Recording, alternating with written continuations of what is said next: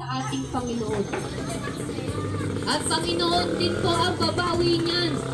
Ang buhay natin, ang kabuhayan natin, ang negosyo natin, ang trabaho natin, ang hininga natin, ang lahat na meron sa atin.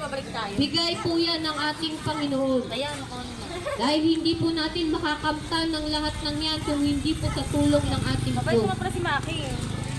Ma, ikaw na magawa. Yung lakas po natin na meron tayo, Live na live po galing po tayo yan sa sa ating TS Cruz Panginoon. Piña City.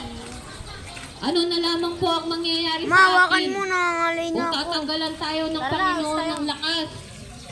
Kung hindi na tayo makalakad, hindi na tayo makatayo, Ay, ba't? Oh, uy! Napasok ka? hindi na tayo makagalaw. Ano ang mangyayari sa atin kung Ano, babawin wala? ng Panginoon yan?